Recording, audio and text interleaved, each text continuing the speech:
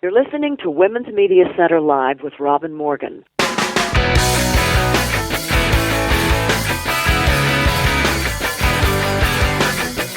Welcome to Women's Media Center Live. I'm Robin Morgan. We have such interesting conversations planned for today. First, we're going to speak with a young filmmaker who is herself afflicted by the disease that's the subject of her next film in progress, chronic fatigue syndrome, which affects, in case you didn't know, mostly women. Next, we'll speak with someone who is active in the realization of an old feminist dream, the women's building in New York City, where we would have turf of our own. And that is going to come to pass, and we'll hear about how and why. And last, we'll speak with a biographer of Lady Byron, who got a very bad reputation in Victorian times as being a harridan and a prude and an altogether terrible person who ruined poor Byron's life. Well, as you might have suspected, it's the other way around, and even more interesting. So, before we get any of those conversations going, we need to go inside the headlines.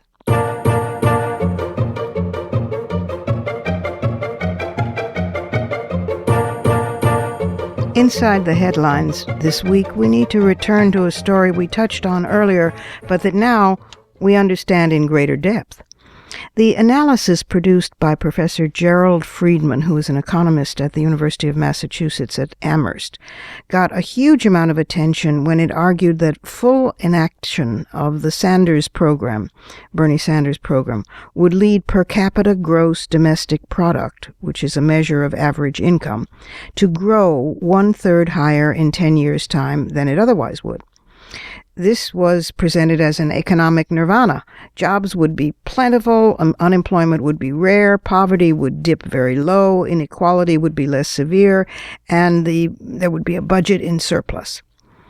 The study is not an official campaign document, Friedman's study, but it has been lavishly praised by the Sanders campaign. Well, it's such a stunning claim that 4 leading progressive economists countered it, and this is what we reported on a previous program, saying that, quote, it cannot be supported by the economic evidence, and scolding Friedman, saying that their colleague made it much more difficult to challenge the unrealistic claims made by Republican candidates if a Democratic candidate makes voodoo economic claims. And that in turn led to a whole kerfluffle between economists back and forth. Well, the problem was that for all the name-calling, none of Friedman's critics had figured out what he had gotten wrong until now. So Christina Romer and David Romer, who are 2 progressive leading macroeconomists of their generation, both at the University of California, Berkeley, did an excavation and uncovered a crucial buried tidbit. But first, a little bit background. Most economists believe that temporary increases in government spending will yield temporary increases in output.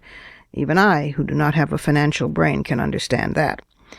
To see why the effect of stimulus is temporary, realize that if raising government spending raises output, then because the end of a stimulus program means cutting government spending, the same forces are later on then set in motion, but in reverse. So, a temporary stimulus improves an economy only temporarily. Okay, I'm still on board. Mr. Friedman's calculations assume that removing a stimulus has no effect. In other words, he says the result would be of a temporary stimulus would be a permanent effect. Asked about this, he confirmed that this was how he had made his calculations. Well, that's a little strange. I mean, there's 2 interpretations of that. Either that he got his math wrong, or that he has a totally different view from all other economists who've ever existed on the planet Earth. When faced with this critique, he simultaneously accepted and rejected it. He said, I may have made a mistake. This did not serve the candidate well. When you make a temporary measure, it has a temporary effect. When you make a temporary measure, it does not have a permanent effect. At least we've cleared that up deep inside the headlines.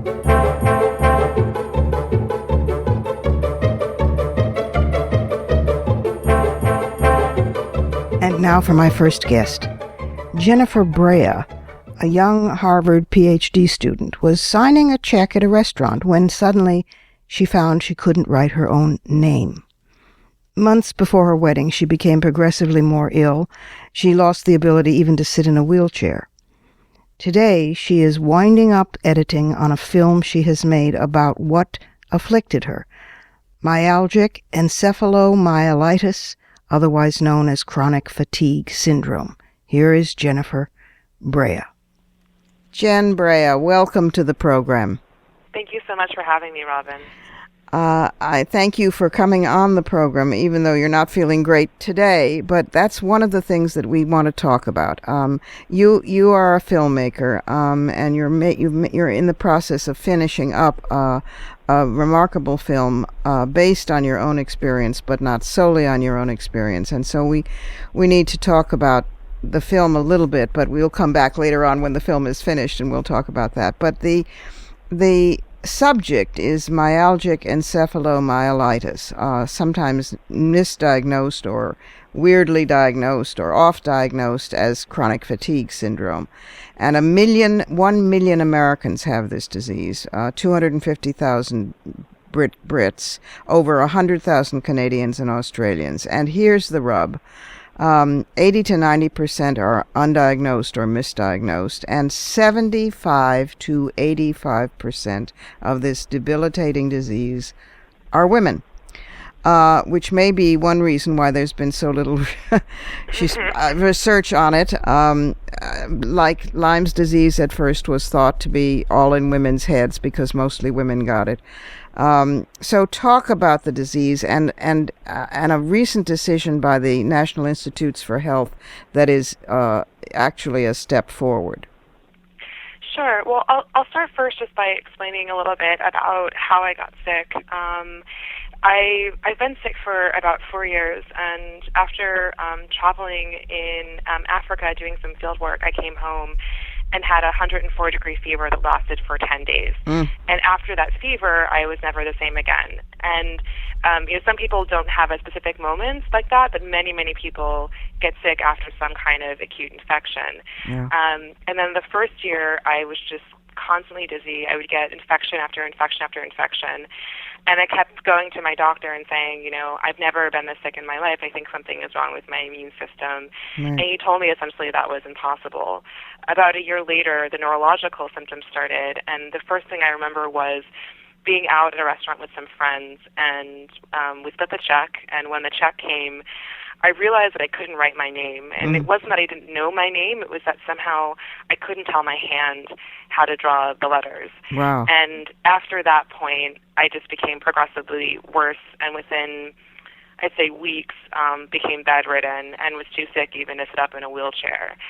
And the most frustrating thing about this, other than the fear of this dramatic physical descent, at 28 years old, was that all of the doctors I saw either had no explanation for me, told me that I wasn't actually sick, even though I could barely sit up because the lab results typically come back normal, and or they told me that I had a psychosomatic condition, that all of these symptoms were being caused by some by some distant trauma that I might not be able to recall. Until they discovered the spirochete, they thought Lyme's disease was all in the head too. Exactly.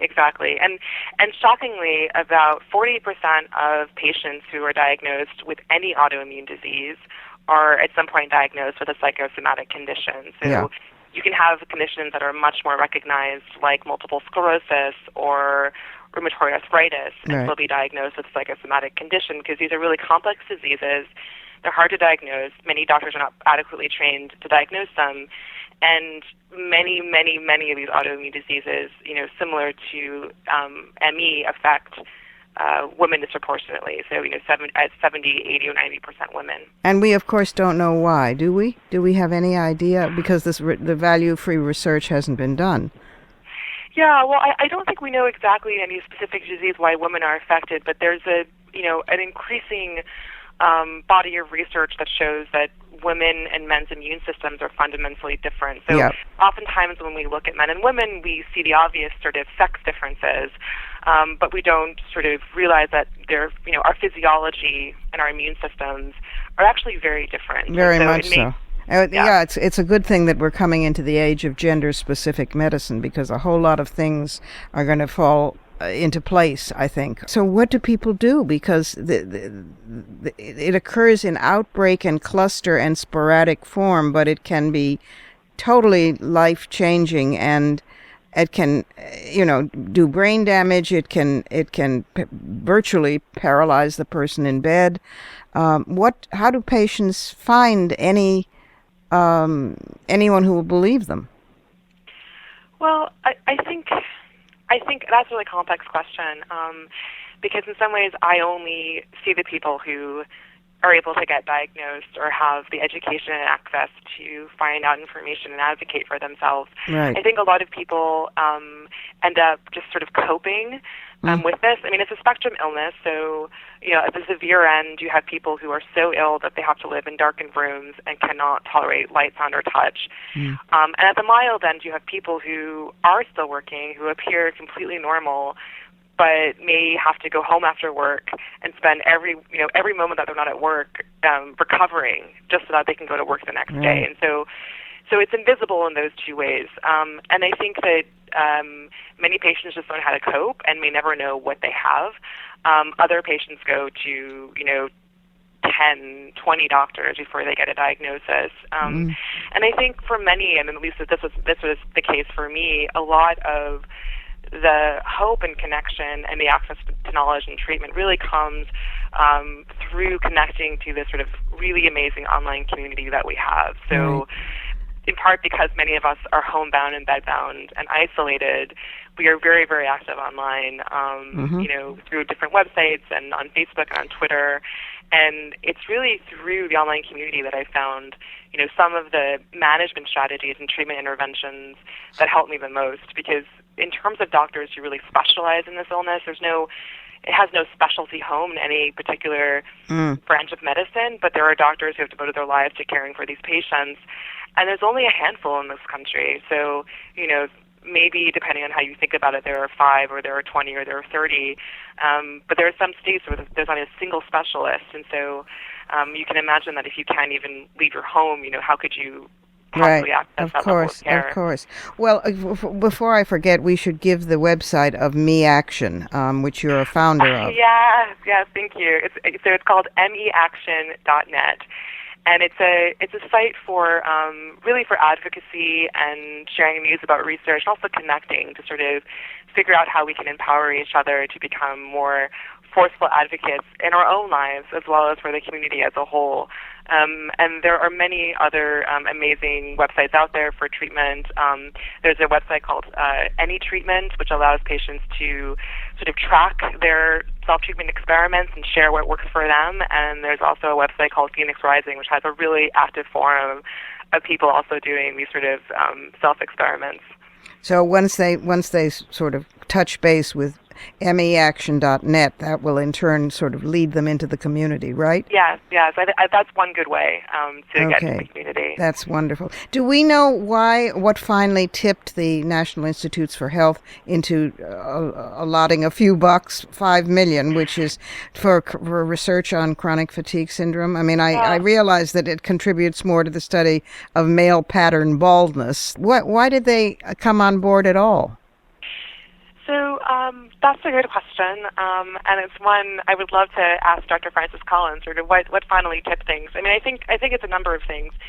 There was a report issued by the Institute of Medicine this past year, in which a kind of panel of experts reviewed all of the literature and said this is a really serious physical disease that is, as disabling as multiple sclerosis and other congestive heart failure and other really debilitating conditions, and it's been under-researched and it needs to be taken seriously and it needs real funding. And so that, I think, has really helped. There was also has been a lot of advocacy and a lot of media attention recently, both around this amazing study that a group in California are doing, who are also in my film, Ron Davis and the Open Medicine Foundation, and they're actually going into the homes of severely ill patients who would never be able to see a doctor or participate in a medical trial, and are collecting samples to really do a very kind of broad search of, what is going wrong, what are the pathways being affected. And so that's been covered, in the Washington Post internationally, and there have been petitions and letter writing campaigns and a whole host of really incredible activism. And so I think we were at a moment where we have more visibility than we've had in a very long time. The NIH has sort of announced an intramural study, a study that they're doing at the National Institutes of Health with more kind of moderately and mildly ill patients to try to also find this sort of elusive biomarker. And we haven't heard yet about the funding, but they are going to announce a funding increase at some point this year. So okay. Well, we hope it'll be enough. We look forward to seeing, kind of how much they're able to invest. Because by our estimates, we should be getting about $250 million a year if you were investing in this disease that affects 1 million people at comparable levels to, MS, lupus, other similar conditions. Yeah. And right now we're only getting 5. Well, it's a start, but let's ratchet it up really fast. And Yes. And the film will be out in 2017. Yes. Canary, early 2017. Canary in the Mine is its working. Canary in a coal mine. That's our working title. But it was really sort of based on this idea that this disease and this issue is really, I think, a harbinger for the problems that we have in the medical community more broadly, treating complex diseases, treating diseases that affect women, and treating diseases that may have multiple causes. Right. Well, congratulations in advance on the film. All possible good luck with it. Thank you, Jen, and thank you for the work that you do and for turning your own illness into a film to help yourself and other women. Thanks a lot, and thank you for being with us today. Thank you so much, Robin. It's time for a short break here at Women's Media Center Live. I'm Robin Morgan, and I will return immediately with someone who can tell us about a dream in the process of being realized, the Women's Building. Don't go away.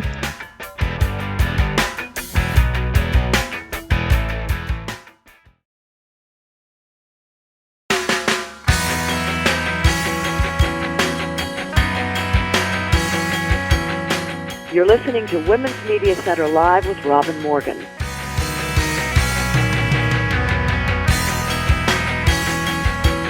Welcome back. My next guest, Pamela Shifman, spent years working for UNICEF, leading the organization's efforts to end gender-based violence in such conflict-affected settings as Darfur, Eastern Congo, Uganda, Liberia, and Sierra Leone. She recently served as Novo Foundation's Director of Initiatives for Girls and Women, and she is now the Executive Director of the Novo Foundation and one of the engines driving the realization of the dream of a women's building. Pamela Shifman. Pamela Shifman, welcome to Women's Media Center Live. Thank you, Robin. It's such a pleasure to be with you today. Well, full disclosure, listeners, we're old friends. I've known, and it's been a delight, in fact, to know Pamela back from the mid-1990s, I think, when you were legal advisor for the ANC Parliamentary Women's Caucus in South Africa. And you were the first person, you were supporting development of South Africa's first post-apartheid legislation addressing domestic violence. And then you were at working with the UN, and then you were working with Equality Now, and then you were with UNICEF, and now you are the executive director of the Novo Foundation. And we've been colleagues in the trenches all that time, yes? Exactly. We've been friends, colleagues. You've been a mentor to me, Robin. It's been I don't know what I would have done without you all these years. Oh, probably moved much swifter. And the mentoring has gone. It's an equal symbiotic mentorization. So you've mentored. Yes. But particularly, I mean, I want to talk about some of the great work that the Novo Foundation does for girls and women. And again, second full disclosure, Novo has been a supporter of the mothership, the Women's Media Center, that is the mother of this program, listeners. But I want to start by talking about the newest project of the Novo Foundation, which is the Women's Building, the dream coming true that we've had for so many years. Take it away, Pamela. Great. Well, as you know, Robin, it has been a dream of the women's and girls' rights movement to have a building to call home in New York City for decades, since at least the early 70s.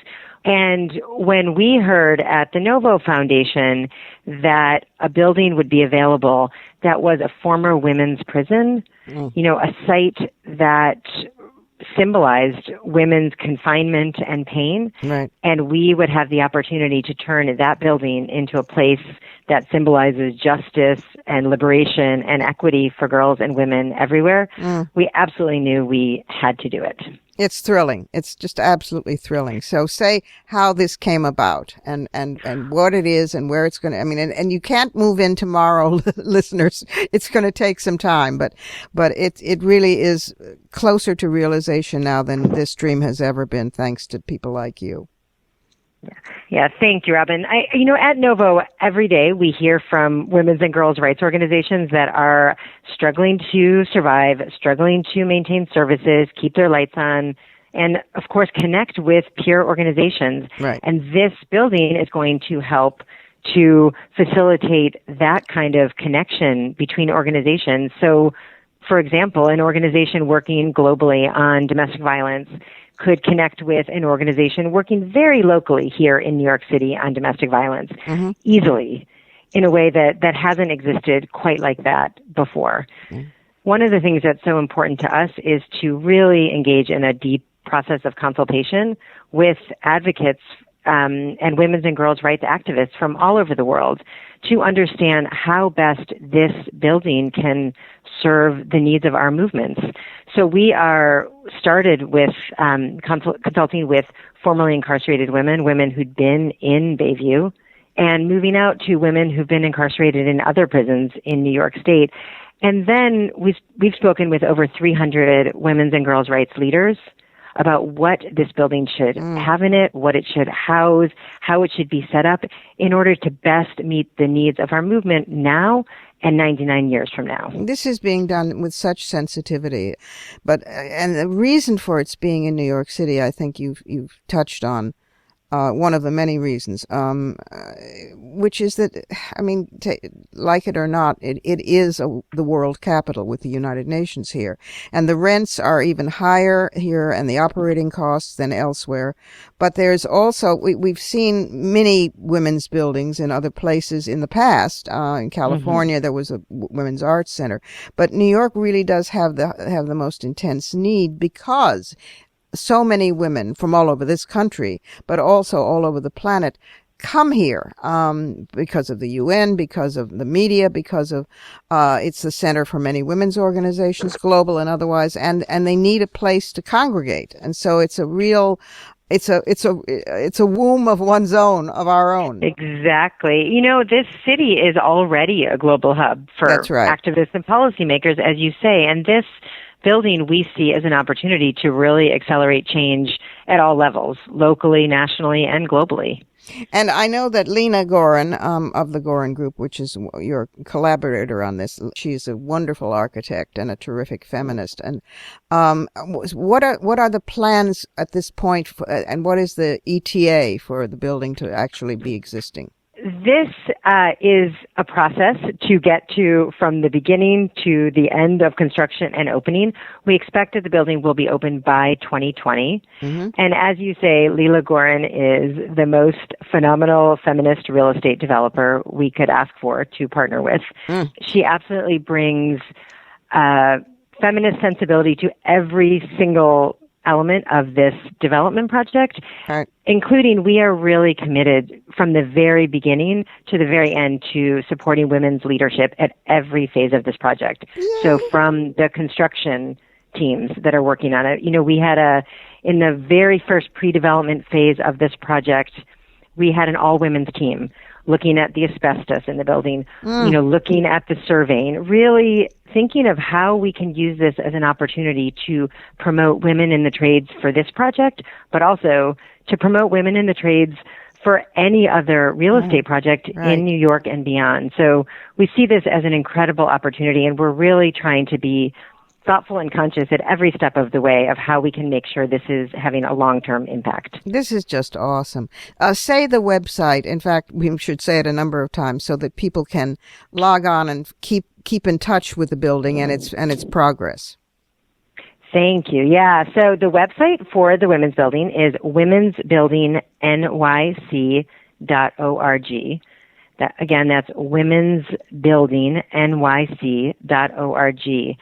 And on that website, we have lots of information about the process of the development, but most importantly for the audience listening now, we have an opportunity for you all to share your ideas for the building. We are still in the phase of consultation about what this building should have, what it should house, and we would love to hear your ideas for how this building can best serve the movement for women's and girls' rights now and 99 years from now. And also hashtag Women's Building Yes. on Twitter. Take a minute, Pamela, before we have to go, and just cite some of the other gutsy things, because they really have been, that Novo Foundation has done in terms of women and girls, which, unlike so many foundations, in fact, most of them, has women and girls as a priority. For us at Novo, we fundamentally believe that we need to create a more just and balanced world. And in order to create a more just and more balanced world, we need to end all forms of violence and discrimination against women and girls all over the world. And that is absolutely fundamental to the mission of the foundation. Some of the work we're doing right now that I feel particularly excited about is some work that we are doing with many of our partners to support girls of color here in the United States. There's a myth that all girls are doing just fine in the United States. We know that that's not true. We know that for girls of color particularly, they are facing challenges, marginalization, violence, discrimination, and it is not being addressed. And also I would add that Novo has not been afraid to tackle some issues that other foundations want to stay away from because they're momentarily trendy or chic or something. Prostitution and trafficking in women and children have been two areas where the foundation has been actively supportive of feminist efforts to stop these practices of sexual exploitation around the world, even though some people think that they're cool and voluntary and just another line of work. So I applaud that and Absolutely. And the rest of the work. And the work that you've been doing for years and continue doing with a joyful spirit. So thank you, Robin. Listen, thank you. Thanks, Pamela. And we can't wait for the Women's Building. Again, it's womensbuildingnyc.org. Go on there, register your ideas and your thoughts and your suggestions, and help make this wonderful idea a reality. Thank you so much, Pamela, and thanks for being with us on Women's Media Center Live. Thank you so much, Robin. And now it's time for the Surrealism Corner.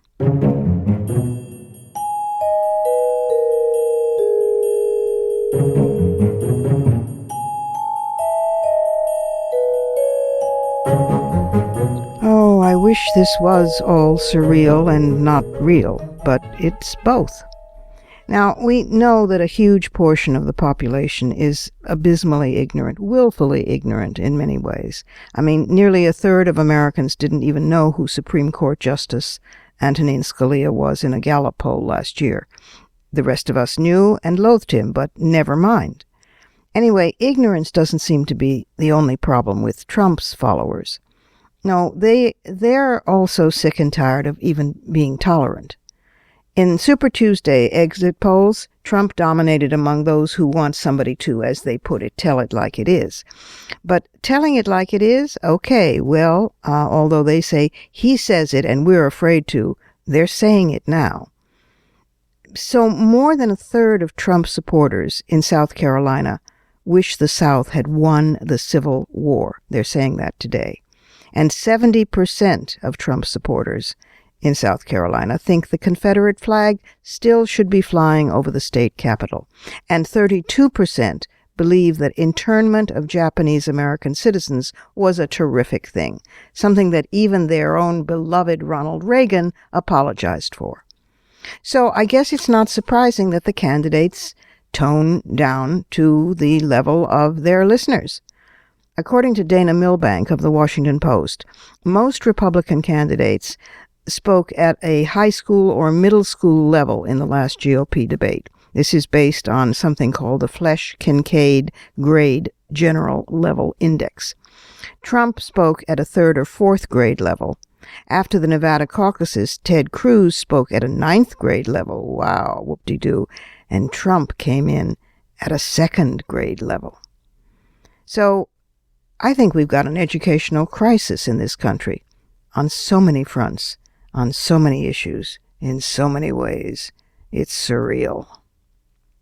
And here's another thing that's surreal in these days of surreality becoming the norm. While we face planetary climate change, multi-society convulsions due to religious fanaticisms of various religions, the proliferation of toxic chemicals and armaments and economic crises, while entire populations live in fear and trembling and sickness unto death, here in the United States, the New World, which once the globe looked toward with admiration and longing, here in the United States, where the framers referred to the baby democracy as the Great Experiment, here in the United States, where we have just celebrated our first African-American president and are poised on the brink to welcome our first woman president of any ethnic group, here, while all this simmering anxiety and rage and hope is quickening toward a boil, the front-runner and presumptive candidate for the presidency of the United States from one of the two major parties in what is, after all, a two-party system, focuses in a national and internationally televised debate on the size of his penis. Oh my God. You know, for years, folks have said that we feminists go too far. I even titled a book, Going Too Far. That we go too far, they say, in our pointing out the obsessional preoccupation that many, if not most men in a patriarchy have with their genitalia. For decades, in our apparently rare moments of levity, feminists have pointed out that this phallic focus is in everything from architecture to the names of weaponry. Hydrogen bombs called Little Boy and Big Boy, and praised for their, quote, deep penetrating capacity. What is this, a codpiece world? Well, in Donald Trump we have the improbable yet blatant incarnation of the patriarchy at its most gross. Contemptuous or patronizing misogyny, unapologetic racism, ethnic bigotry, boastful ignorance, gleeful bullying, and now proud public defensiveness of and braggadocio about his dick. You know, if I made these things up in a novel, some editor would say, Robin, really, dial it down. You've gone over the top. You're into farce now. But I would have to reply, no, this is political surrealism, or worse, super realism. Again, oh my God.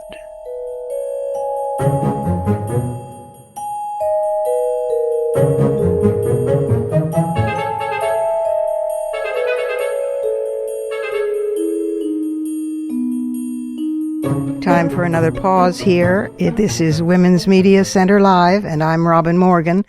And we'll be gone for just a moment, but when we return, well, get your hoop skirt on, because we will be in the 19th century with lust, incest, passion, poetry, drama, money scandals, the works, as we examine what happened to Lady Byron.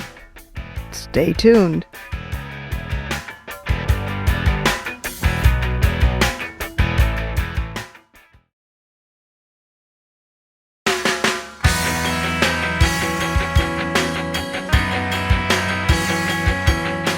You're listening to Women's Media Center Live with Robin Morgan.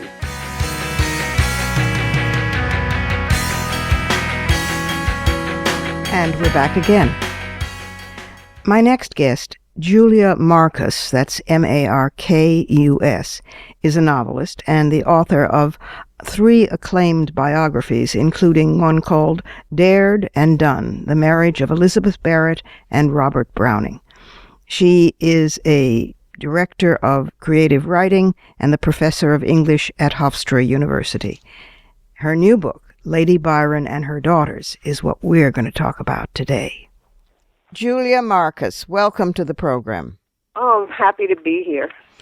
This is quite a book that you have written, a work of research and a work of writing, and absolutely brain-blowing, can't-put-it-down tome, Lady Byron and Her Daughters, which is a stunning repositioning of Lord Byron's hapless wife, herself a rebel against the snobbery of the day. She was a talented mathematician.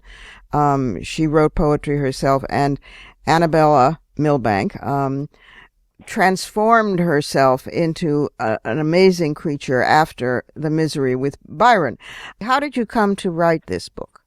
Oh, I came upon her while I was writing something else about the marriage of the Brownings, and a good friend of the Brownings who was on their wedding trip with them wrote these 5 letters to this woman, and she showed such respect for her, and the woman was Lady Byron. And it seemed to me that I thought, Lady Byron? To me, she is just a figment of Byron's imagination. No one had. And I started to look into her life, and I became fascinated. Well, I have to say, I mean, I thought I knew this period as a poet myself and a lover of and student of English literature, and of course, Lady Byron has had such a bad rep because Byron was the darling of his day and fascinated the press. He was a celebrity, dark, romantic, brooding, crazy, wastrel, drunk, many affairs, all those glamorous things. And when, in fact, they split up, it was his version of how she had been this evil genius, this terrible person who, loved mathematics and who drove him crazy. And it was his version of her that as a baddie, the Wicked Witch of the West, that took hold. So this is the first time I've known about his incest with his sister, his lifelong affair with Augusta, and the child that they bore, and how Medora, and how much of a scandal that was, even of the time. But I had not known, and I've known about, as scholars have pointed out, his bisexuality, but I hadn't known he was drawn to little boys and little girls, and the extent of his sexual enslavement in a strange way of women and her, and my God, what happened to her?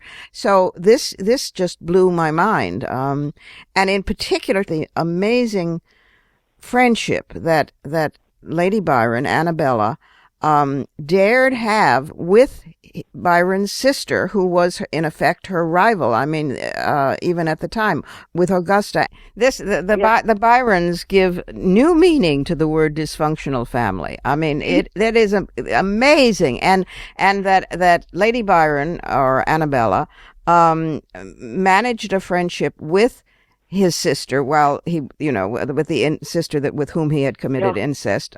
So Annabella managed to be buddies and sisters. They called each other sisters, right, with Augusta, and then Augusta's child. That Lady Byron, aided her. It's just amazing. I mean, meanwhile, while he was alive, he was storming all over the place and denouncing them and going back and forth between the two women, plus whoever he could have on the side. Oh my God, I'm so furious at Byron. Well, he had his own problems. I mean, don't forget, he was seduced by his his nanny when he was only 8 years old. She would read him Bible stories during the day and then seduce him at night. So he, the thing is that there's a reluctance of some scholars to use present-day terminology to discuss historical figures, and I think that at times that's unfair. There's a consistency in human nature, and it also sounds as if he was definitely an alcoholic. He was probably a manic depressive or a bipolar, without them knowing what that was to treat it. Lady Byron was not a Victorian, even though Harriet Beecher Stowe, who idolized her, sort of turned her into a Victorian in her book. Lady Byron was a woman of the Regency, and in the Regency, they said in the higher classes, anything went. You could do anything you wanted, only you had to be discreet. Right. And Lady Byron had a great tolerance for Byron. I think she loved him very much. And it wasn't the incest that ended the marriage at all. I mean, it separation after just a year of dysfunction. But his mental cruelty, which started the moment she entered the marriage carriage on January 2nd, 1815. He said, you thought I loved you? I'll show you. Yeah, and he certainly did. It is really extraordinary abuse, psychological, emotional, and every other way. But one of the things that fascinates me about the book that I find especially interesting is, he dies about midway through, and then there is the rest of her life, which nobody has paid any attention to before this book, and it's an extraordinary life. I mean, she was active in an anti-slavery abolitionist. She was a philanthropist. She founded the first infant school and cooperative school in England of progressive education.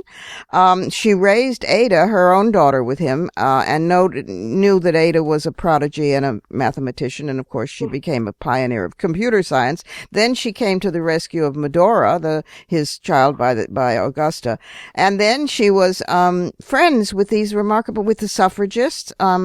Stanton and Anthony knew about her. Harriet Beecher Stowe defended her.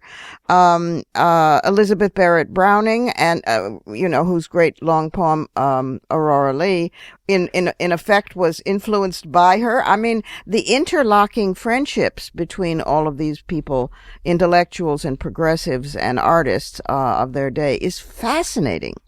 Yes, there's so many, and she just knew everyone, And she was beloved by many people, and perhaps they overdid it. I mean, they thought of her as sort of a saint, this woman who did so much good, spent her money on others, Well, but she also violated, goody for her, she violated certain codes of the day. I mean, when she would not give up her daughter, when there began to be various versions of the time of a custody fight, because the child would, by the laws of that time, be Byron's.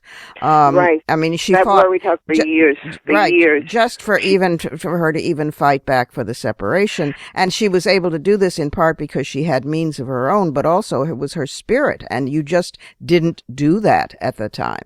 You're absolutely right, Robin. She had so many women go back into abusive situations. I mean, we see that today. She didn't. She loved Byron very much, but she had this sense of self that was extraordinary, and that's what it challenged him. That's what he wanted to destroy once they were married. Before the marriage, he was fascinated by her. He had never met her. She was young. She was 19 when they met. She was about 23 when they married. He'd never met such a kind woman of such intellect, No, and she still remained his friend even after she would not be abused by him any longer, So that it's an extraordinary person. I mean, I wish we had more time. We're going to have to go, but I do recommend the book. It's called Lady Byron and Her Daughters, plural, because it's both her own daughter by Byron and Byron's daughter by his sister. But she basically mothered both of them, and did extraordinary things of her own in the world. And it's just there's everything in it. Fights over money, over sex, lots of sex, lots lots of writing, famous people, interesting famous people, not your Kardashian types. It is a real juicy plum of a book. It really is. So thank you for the book, Julia Markus, and thanks for being with us on Women's Media Center Live. Oh, thank you, Robin. It was a great pleasure. Now for our new feature, We Told You So, and We Won This.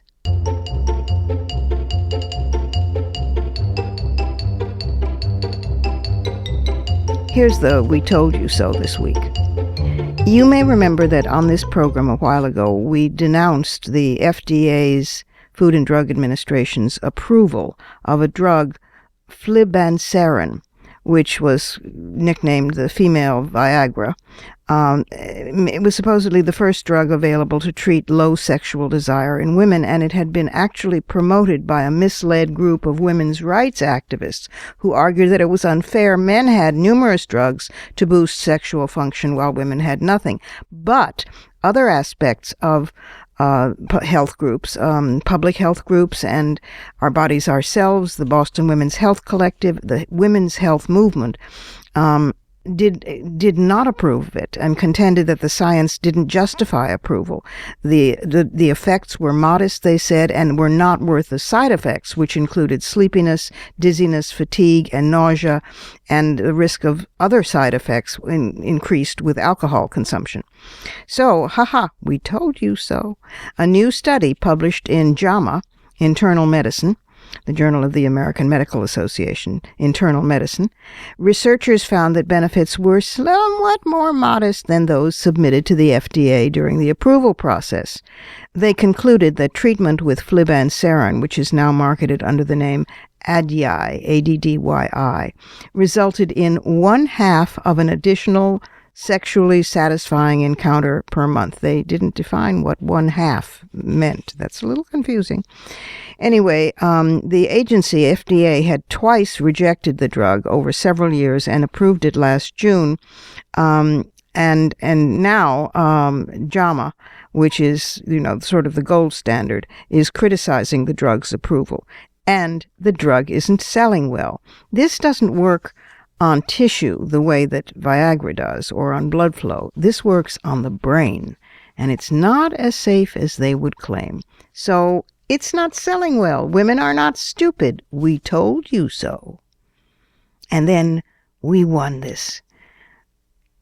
The woman filmmaker Charmaine Obaid Chinoy, who recently was a guest on this program, a wonderful guest, and whose short documentary, A Girl in the Water, The Price of Forgiveness, which also is airing on HBO, won the Oscar. And even more important, it has focused attention on honor killings of women in Pakistan, with the Prime Minister and other senior officials vowing to strengthen laws against the practice. They're working on a new effort to pass a law which would seek to eliminate the pressure on women to forgive their families, a central point of the film, and to change social attitudes definitively so that honor killings were not part and parcel of a deeply rooted misogyny in Pakistan. Congratulations to Charmaine Obaid Chinoy and her wonderful film. If you haven't seen it, track it down on HBO. And to the government of Pakistan for finally moving on this once a woman's film had shamed them before the world. We won this.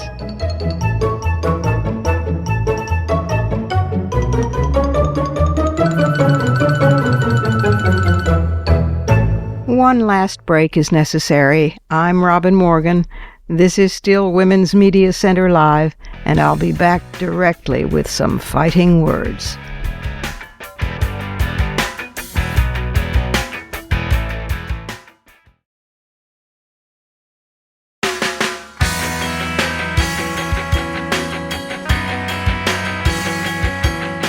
You're listening to Women's Media Center Live with Robin Morgan.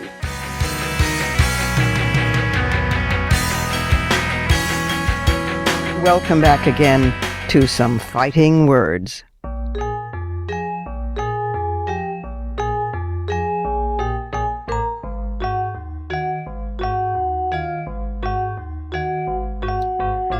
About a week ago, during one of the Democratic debates, Senator Bernie Sanders got into a dispute with Secretary Clinton about whether gun manufacturers should be held responsible for the actions of people who buy weapons legally but then go on to commit crimes.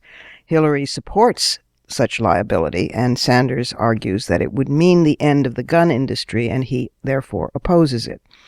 While they were debating, Hillary said, "Your position is like that of the NRA, the National Rifle Association, the lobbying group for gun owners and gun makers that we all love so much." He said, no, that was a separate position. But unfortunately, the debate was followed by a subsequent statement all through social media by the NRA saying that it does agree with Sanders and he with it, that they declared his position spot on, in quotes.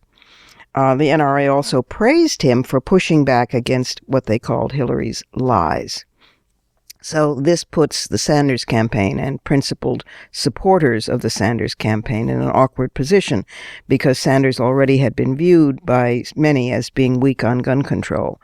And now he's in the awkward position of having the backing of a group that he doesn't want, and that many of us loathe and detest. I do understand that he comes from Vermont, and that in Vermont people hunt and use guns, and he's been the senator for Vermont. But, I do have a problem with people hunting and killing for sport. So much for Vermont. And what is the difficulty with stopping the manufacture of guns? That, he says, that would be terrible. That would kill the industry. Well, why would that be terrible? I don't have a problem with people not making guns anymore. And the argument that, well, yes, guns wound and maim and kill, but so do cars and knives. You wouldn't want to stop those industries, kill those industries. That's a complete fallacy in logic. Car manufacturers, although cars can kill in accidents, yes, car manufacturers and knife manufacturers, although knives can stab and wound, those products are not created specifically to maim, wound, and kill. Cars are created to get you from one place to another. Knives are created to cut things, including, bread. Their sole purpose for existing is not to maim, wound, and kill, whereas the sole purpose for a gun is precisely to do that. Firing a gun into a concrete wall is not what most people do most of the time.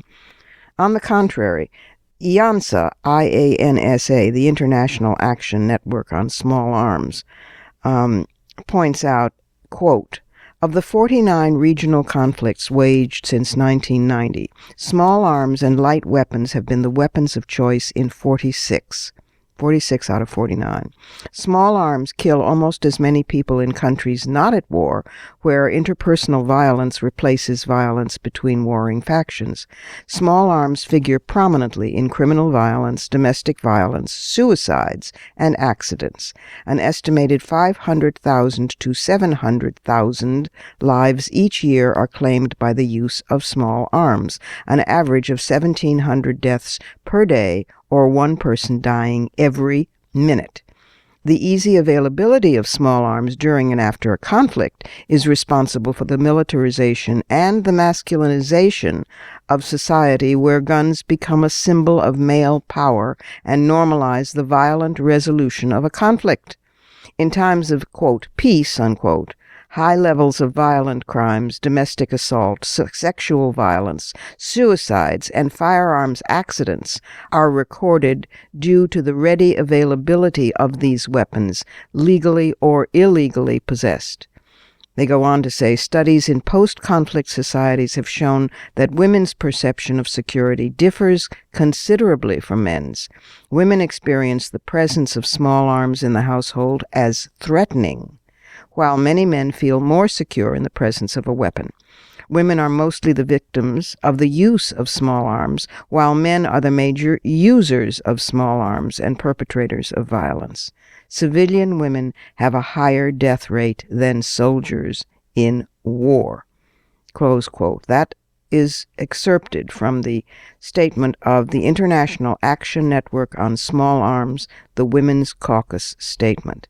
And that's not even to mention semi-automatics and the other lethal, made-for-war weapons marketed and sold in this country.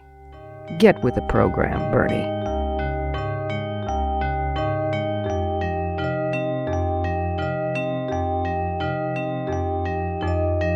And that's it for today. This program is syndicated, but if you can't find the broadcast on a radio station in your area, you can always visit us at WMClive.com. There you can find the show, plus the archive of all our previous episodes. And we're at iTunes worldwide.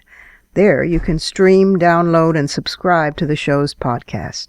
Also, be sure to find WMC Live on Facebook and Twitter. Portions of this program were taped earlier. Opinions expressed here do not necessarily represent the WMC. Here's the family for Women's Media Center Live. Regina K. Scully is our founding sponsor. Julie Burton, Women's Media Center President, is executive producer. And I'm Robin Morgan, your producer and host. Thank you for being with us. Don't forget to join us next week right here on Women's Media Center Live. For the smartest talk about news, politics, sex, books, religion, race, and more, tune your radio to Women's Media Center Live with Robin Morgan. Audacious, witty, provocative, informative, and fun. It's Women's Media Center Live with Robin Morgan on WMCLive.com. Talk radio with a brain.